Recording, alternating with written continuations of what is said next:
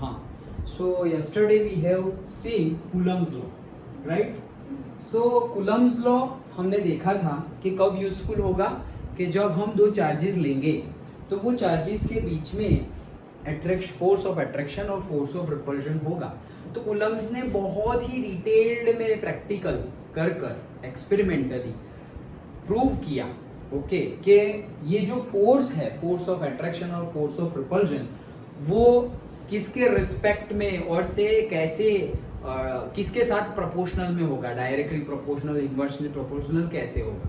तो हमने देखा कि जो चार्जेस हैं उनके प्रोडक्ट के डायरेक्टली प्रोपोर्शनल, और जो दो चार्जेस के बीच में जो डिस्टेंस है उनके स्क्वायर के इनवर्सली प्रोपोर्शनल रहेगा। और हमने फॉर्मूला भी देखा, फॉर्मूला था हमारा F is equals to K is equals to, बोला मतलब K आएगा, F is equals to K Q1 Q2 upon R square. Okay, now अब हमें पता है, और K की वैल्यू भी हमने देखी थी 1/4 pi epsilon naught, where epsilon naught is the permittivity.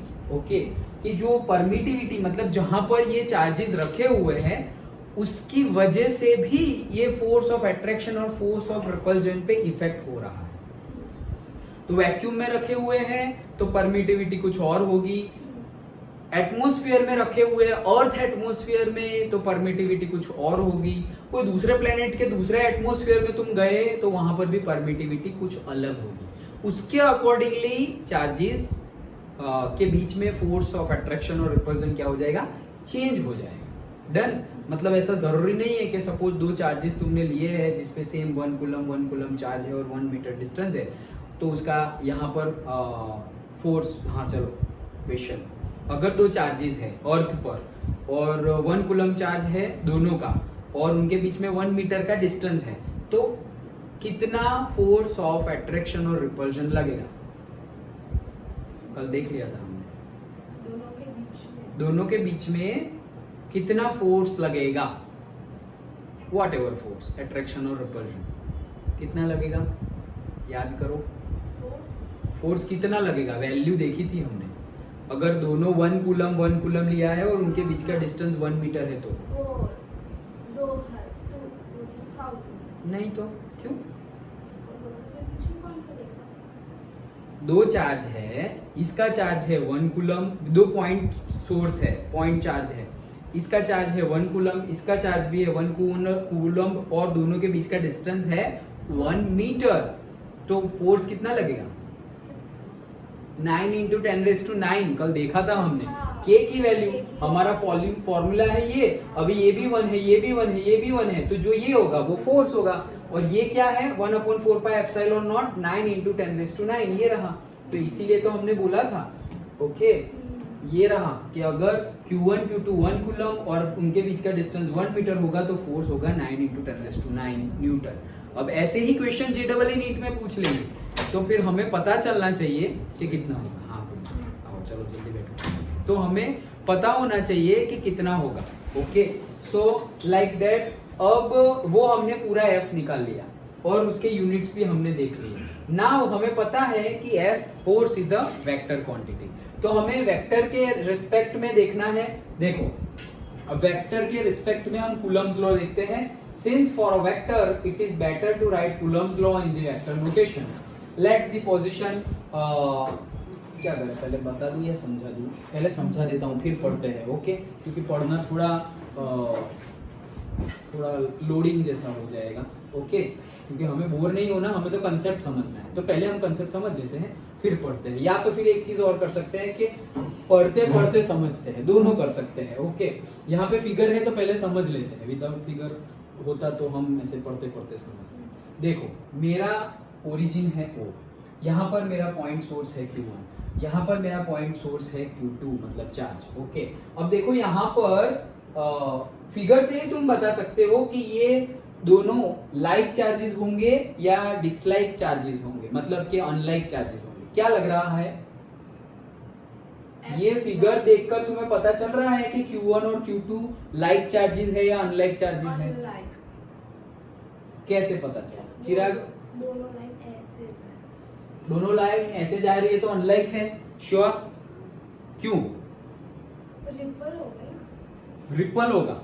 तो अनलाइक में रिपल होता है या लाइक में रिपल होता है? लाइक में रिपल होता है। समझो, थोड़ा कंसंट्रेशन बढ़ाओ। ओके, लाइक है मतलब दोनों प्लस है या दोनों माइनस है तो रिपल्शन होगा। अनलाइक मतलब एक प्लस एक माइनस तो अट्रैक्शन होगा। तो ये रिपल्शन हो रहा है मतलब दे आर लाइक चार्ज, दोनों माइनस है या दोनों प्लस है। ओके, अब ये देखो Q1 ये Q2। अब देखो क्या है कि दूसरे पे फोर्स लगाएगा जो दूसरा चार्ज होगा वो। तो Q2 अगर मैं ले रहा हूं तो Q2 के ऊपर फोर्स लग रहा है, मतलब कि ये F1 Q1 है और Q2 है। तो हमने क्या बोला कि दोनों रिपल्शन फोर्स लगाएगा उनके बीच में। तो ये Q1 Q2 पे कौन सा फोर्स लगा रहा है? Repulsion force. जैसे कि अगर Q2 यहां पड़ा हुआ है, ये Q2 है और ये पेन समझो Q1 है, अगर ये ऐसे गई आगे तो दोनों के बीच में रिपल्शन होगा। तो ये कहां चला जाएगा? आगे चला जाएगा। क्यों? क्योंकि नजदीक नहीं आ सकते ना, दूर रहना है, रिपल्शन मतलब। तो इसने फोर्स क्रिएट किया ये पॉइंट सोर्स के ऊपर। डन। पहले यहां था और जैसे ही आगे गया तो ये उसके ऊपर फोर्स लगेगा, धक्का लगेगा उसको, ऐसे धक्का लगेगा तो आगे चला जाएगा। क्यों धक्का लगेगा पता चल गया। अगर सेम अनलाइक चार्जेस होते और अगर हम ये एक्टिविटी करते तो वो खींचा चला आता, क्योंकि अट्रैक्शन था, यहाँ रिपल्शन है। ओके, तो ये फोर्स लगा रहा है इसके ऊपर। डन। अब ये फोर्स लगा रहा है इसके ऊपर तो Q2 पर लग रहा है। Q2 पर लग रहा है मतलब क्या? फोर्स ऑन Q2 मतलब फोर्स ऑन 2 ड्यू टू 1।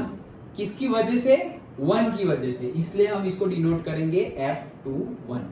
वैसे ही 1 पर भी अगर 1 के पास 2 को ले जाओ तो 1 पे भी फोर्स लगेगा, तो उसको हम बोलेंगे फोर्स ऑन 1 ड्यू टू 2 मतलब F12। Done.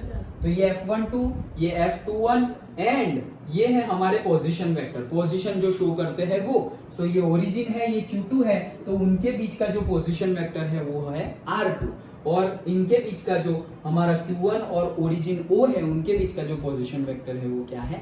R1। So R1 and R2। अब याद करो 11th में हमने वेक्टर एडिशन देखा था स्टार्टिंग में फिजिक्स में ही। ओके, तो वेक्टर एडिशन कैसे था? दो वेक्टर का सम, तो वो ट्राइंगल रूल था, याद हो तो देखो फिर से रिवाइज हो जाएगा, कोई बात नहीं। जैसे कि ये सोर्स है मेरा, चलो जल्दी, ये है मेरा, जैसे कि ये है क्या? मेरा सोर्स। ओके, ये सोर्स है। अब यहां से मैं गया Q1 पर। डन। तो ये देखो एरो यहां आ गया R1। फिर यहां से ये है मेरा Q2 के पास जा रहा हूं। 1 से कहां जा रहा हूं? 2 के पास। अब एक्चुअली डायरेक्शन क्या होनी चाहिए? ऐसे जा रहा है तो ट्राइंगल में डायरेक्शन ऐसी होनी चाहिए, लेकिन यहाँ पर डायरेक्शन R2 की कैसे गिवन है? ऐसे। तो हम कैसे याद करो वेक्टर एडिशन लॉ? तो कैसे करते थे कि दो सेम डायरेक्शन और एक उल्टी डायरेक्शन, मतलब यहाँ हम क्या लिख सकते हैं कि R1 प्लस ये क्या है? ये तो दोनों के बीच का है। ओके, तो इसको मैंने नाम दे दिया से R, सिर्फ अभी R नाम दे रहा हूँ। R1 plus R is equals to, ये R1 प्लस R दोनों सेम डायरेक्शन और ये तो ऑपोजिट डायरेक्शन में है, तो इज इक्वल्स टू करके क्या आ जाएगा? R2। डन। ओके, अब ये R1 को उस साइड ले जाऊं तो R is equals to R2 minus R1। तो R is equals to R2 minus R1 है, इसीलिए मैंने ये R को भी नाम क्या दे दिया? 21। तो R21 मतलब क्या? R2 minus R1। Done. R21 मतलब क्या? R2 minus R1। लेकिन जैसे हम F12 बोल रहे हैं तो मतलब क्या? Force on 1 due to 2। तो वैसे ही R21 मतलब क्या? कि position vector towards 1 from 2। Okay, position vector from, जैसे कि पहले क्या बोलते थे हम कि भाई ये F2 है, तो हम क्या बोलते थे? Force on 2 due to 1।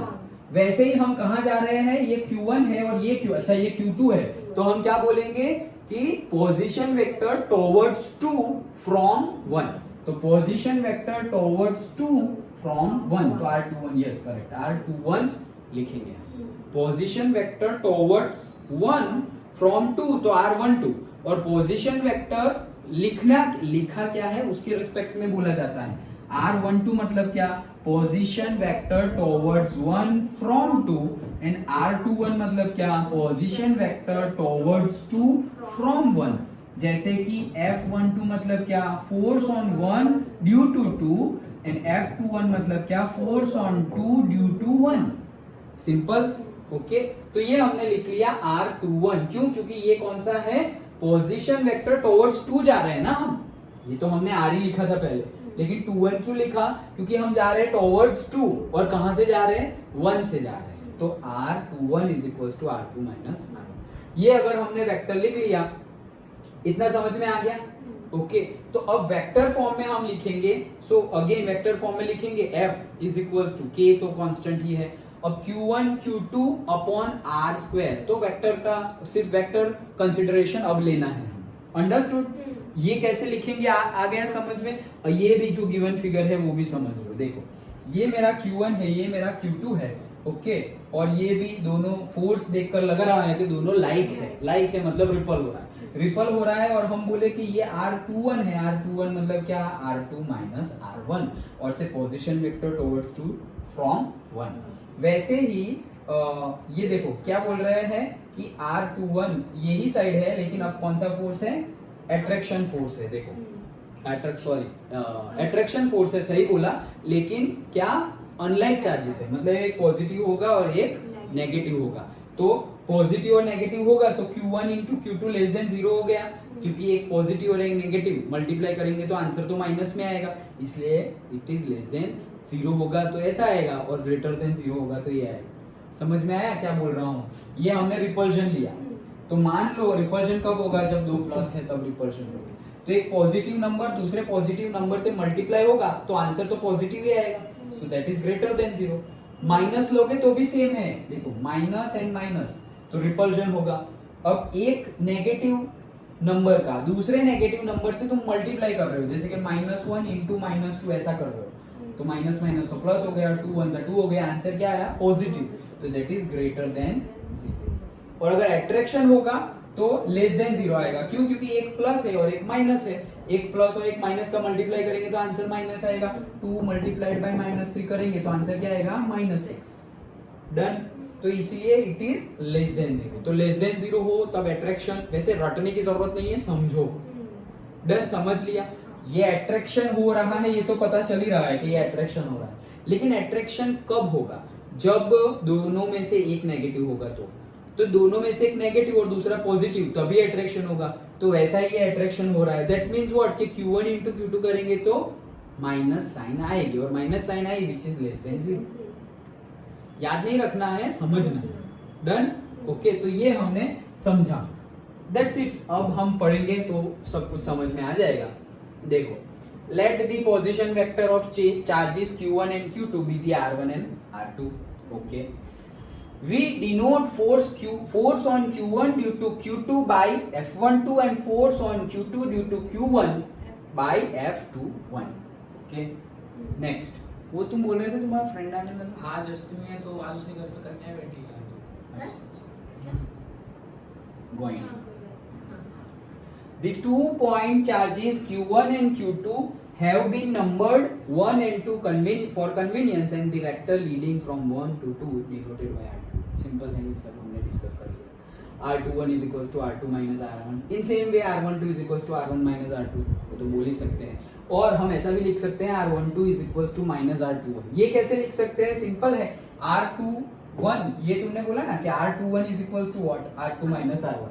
तो अगर मैं ऐसा बोलूं R21 is equals to, इसको आगे ले लूं, ओके, तो माइनस R1 प्लस R2, कुछ नहीं किया, कॉम्यूटेटिव आगे पीछे किया।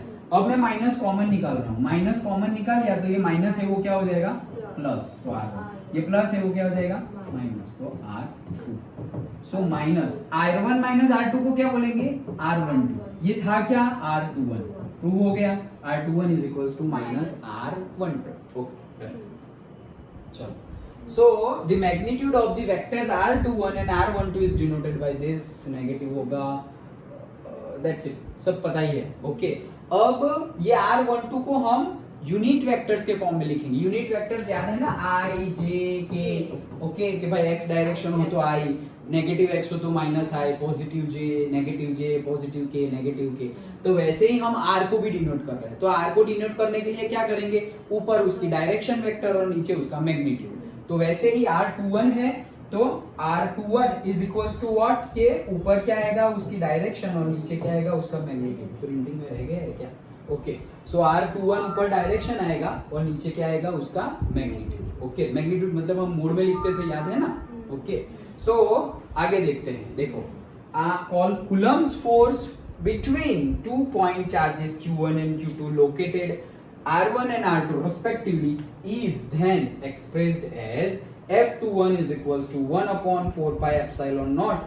ये फॉर्मूला हमें पता ही है, लेकिन अब हम वेक्टर के साथ लिख रहे हैं। ये फॉर्मूला तो हमने पहले भी लिखा था, लेकिन क्या नहीं था, नया क्या है, सिर्फ R लिखा था, उसकी जगह हमने क्या लिख दिया, R21। ऐसे जा रहे हैं कि भाई position vector towards 2 from 1। Okay, वो लिख दिया। अच्छा, वो लिखा, उसके साथ साथ डायरेक्शन भी हम शो कर रहे हैं। क्या कि हम ये डायरेक्शन शो कर रहे हैं, इसीलिए मैंने लिखा है क्या, R21 का cap. Done. Okay, so vector आएगा तो दैट इतना ही चेंज आएगा।